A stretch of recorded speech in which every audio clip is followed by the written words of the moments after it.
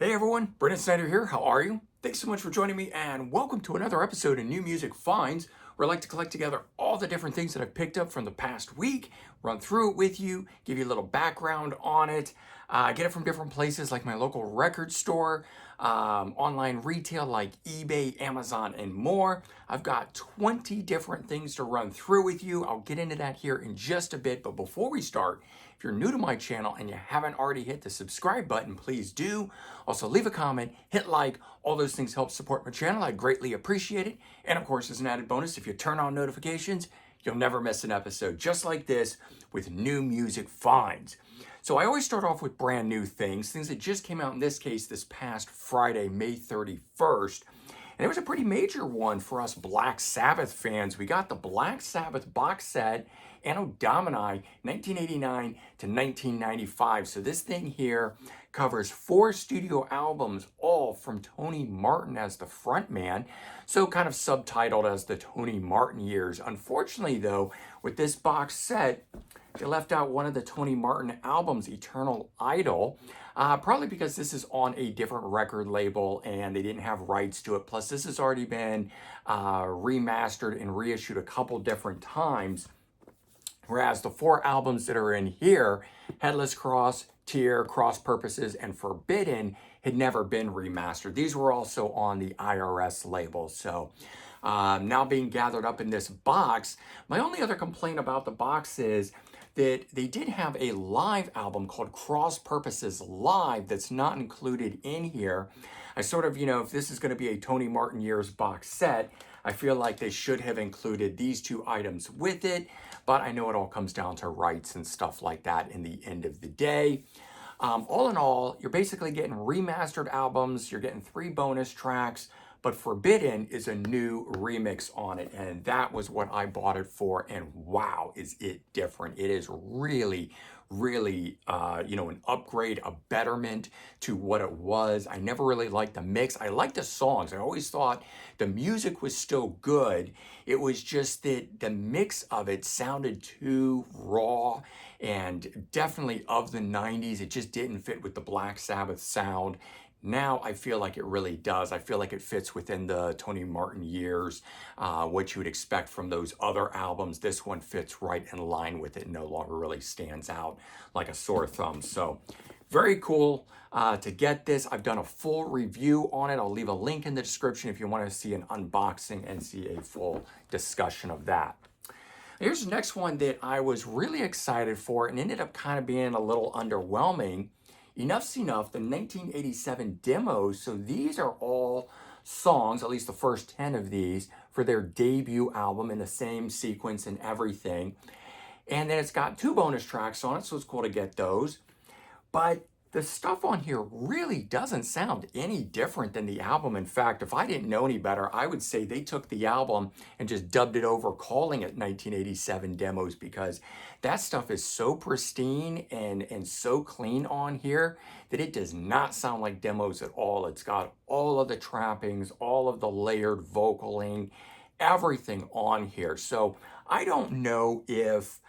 I have no idea really. In fact, I've never looked into it. But now that I've got this and I hear how close it is, I'm actually really curious. Is the Atco Records release of the debut album just a remix of these demos? Or do they really go in and just re-record them? Because if this was the demo and they spent money re-recording it, what a waste. So all in all, if you're looking for something different, if you're hoping to get demo quality and hear something new and unique that you never heard before, it isn't going to be on here. I'm glad to get it for the collection. It's a very cool release, and I'll always take anything that Enough's Enough puts out. But usually with the demos, you get something a little bonus, and that didn't really happen here. All right, band that I only discovered, within the last 2 years, maybe last year even, was a group called Nestor, and this is their second album. They've got 1 album before this, and it's definitely a cool throwback to the 80s sound, melodic hard rock, bit of glam metal thrown in there. Apparently the band came up in the very late 80s, early 90s, but never got signed, never put out an album, and then reformed like 30 years later. And that's what the debut was. So it's nice to know that this album here can live up to that debut. And if for some reason you've never checked out Nestor, it's time you do, because these guys are fantastic. I fell in love with that debut album and really hoped they weren't just going to be a flash in the pan, a one album only sort of thing. And glad to see we're getting that. And the next thing I picked up was the Ringo Starr EP, Crooked Boy. 4 songs on here, written and produced, and I think recorded with Linda Perry of the Four Non Blondes. So this is sort of, really should be Ringo Starr and Linda Perry, but they always come out under Ringo's name. I've always really liked Ringo's voice, and I've always liked the musical directions that he takes. Maybe because he doesn't have as much writing on it as Paul McCartney does, but I've always been a big fan of Ringo Starr. He's definitely my second favorite Beatle behind Paul McCartney. I like him more than John Lennon or George Harrison, but that's just me. All right, another thing that I picked up last week was a group called Evil Dead.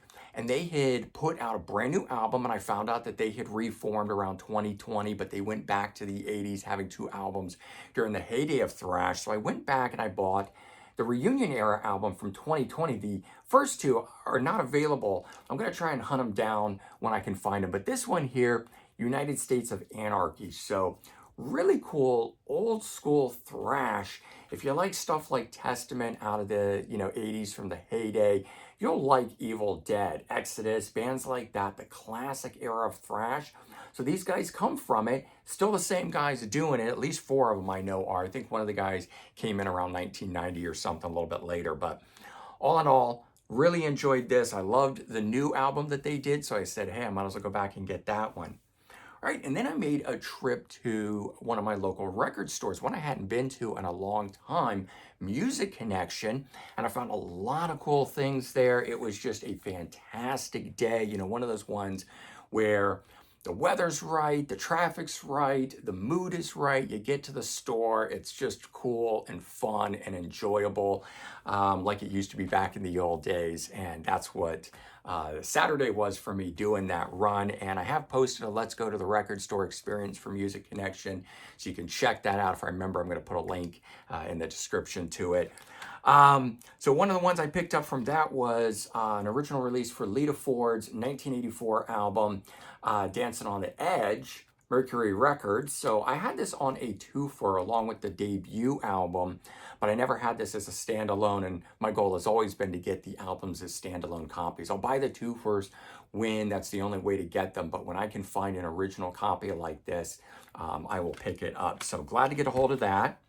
And I had a remastered copy of this one that just say Ozzy, but it was one of those ones, if you remember back in the 90s when they did it, it had the album cover very small in the middle, and it didn't, it just looked odd, and I didn't like it. So this one here, CBS Records, has the original back to it. It's got the red label spine. Always really enjoyed that. So 6-song live album that featured Geezer Butler joining him. So that was cool. 2 guys from Black Sabbath there, Zakk Wylde and Randy Castillo in the lineup, running through some Ozzy and Black Sabbath songs. All right, then I picked up some newer released things, although some of this is old, like this. Trigger Zone. This album here, The Pain Principle. I don't know if this band had anything back in the day or not, but this is a collection of stuff from 85 to 94, and it's thrash metal from back in the day. I can't remember where these guys are from, but I think they're a US band. But gathered up and put out by the Lost Realm Records label, and I like a lot of what that label does. They always find good old school thrash. My mind has been thrash, especially since picking up this one here and the Evil Dead before that, along with the Kerry King the week before. So my mind has been in that a lot. If you watched the Let's Go to the Record Store video, then you know that I talked about this band here, Bloodgood. Didn't know anything about them at the time. I decided to pick up the 2 albums that had been reissued that were there. They're out on Frontline Records, which I thought, I wasn't entirely sure, but is a reissue label for Christian rock, and so it is a Christian rock band. You hear a little bit of it in the lyrics if you're not into, if you're not Christian or you're not into Christian rock or that sort. It doesn't beat you over the head with it, and that's the kind of Christian rock I like. I'm not against it, I'm not opposed to it, but it's just like politics. I don't really need it in my lyrics, although, you know, if Slayer can sing about murders and Black Sabbath can sing about the devil and angels and that sort of stuff, then really what's the difference about somebody singing about Jesus, God, angels that way? So that's kind of how I look at it. It's all fantasy to me. But anyways, good stuff. Kind of on the verge of glam metal and more straight ahead metal than anything else. But I was enjoying that. Picked up this, The Flood, a newer band. This one's got Chris Usse on vocals, and the reason I was kind of excited about it was it's also got Billy Sheehan on bass in here, but all of the guys in here come from somewhere, so it's a little bit of like a super group. It's on Escape Records.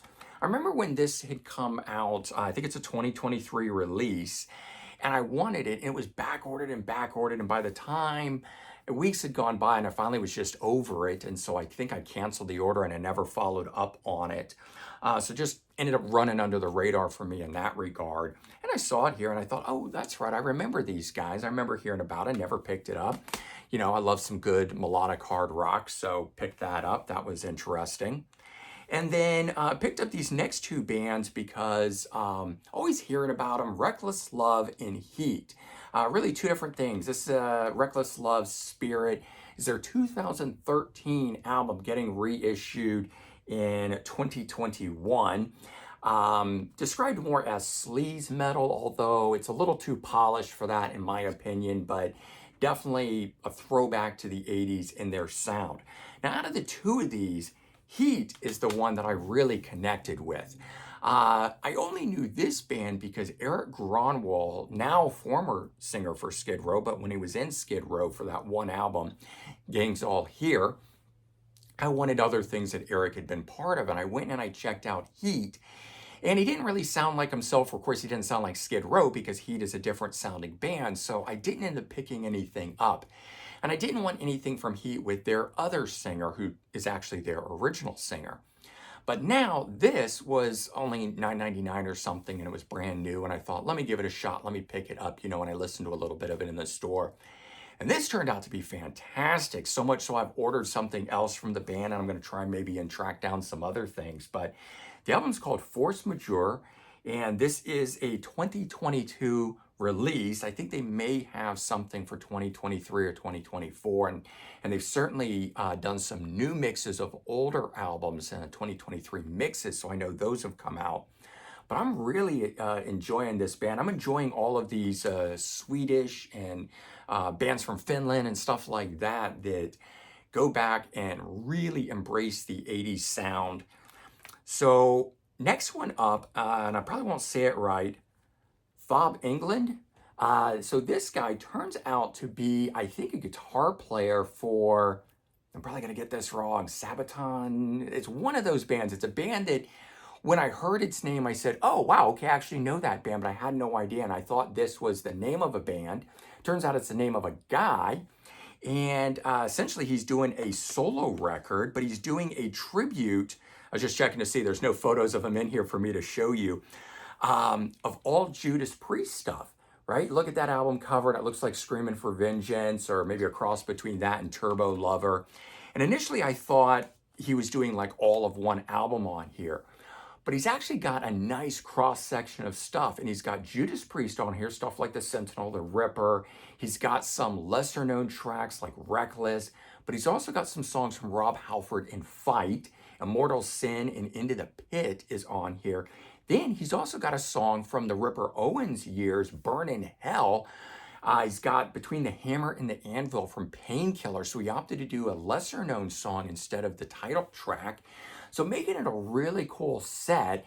And this is kind of a cross between power metal and thrash. So interesting the way that it's done, not just straight Judas Priest covers of things. And I don't know, it looked good to me. And I just thought, hey, let me see what this is. A band doing a full Judas Priest style album.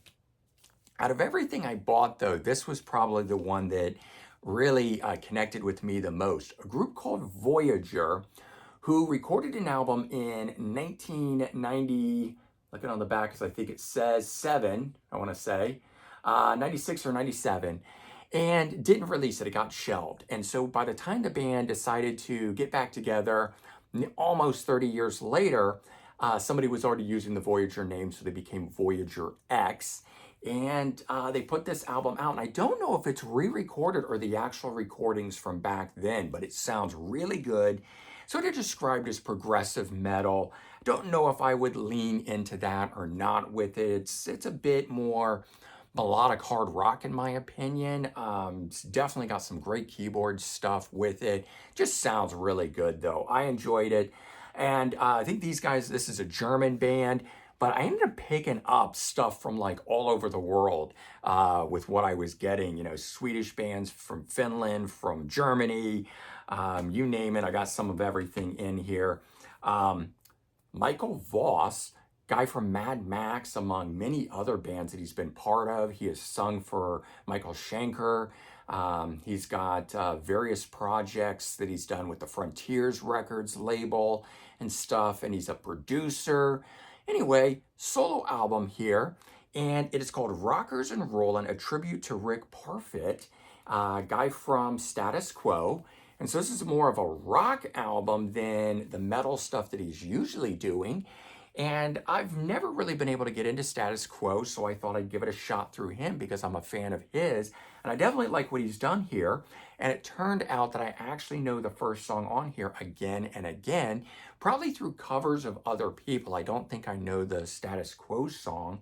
And I don't know that I know anything else on here, but I definitely knew that, which now says to me, I want to go find the Status Quo album that has the song again and again on it, and maybe see what I think about that. But all in all, that was an interesting one, and a kind of unique one too, the way this one opens up. I don't know that it's meant to open like a cross specifically, or that's just how it unfolds like that, but that was pretty fun getting something like that. Metallica, recent one, does that, and a number of other bands I've seen. It's not the first time that's been done that way.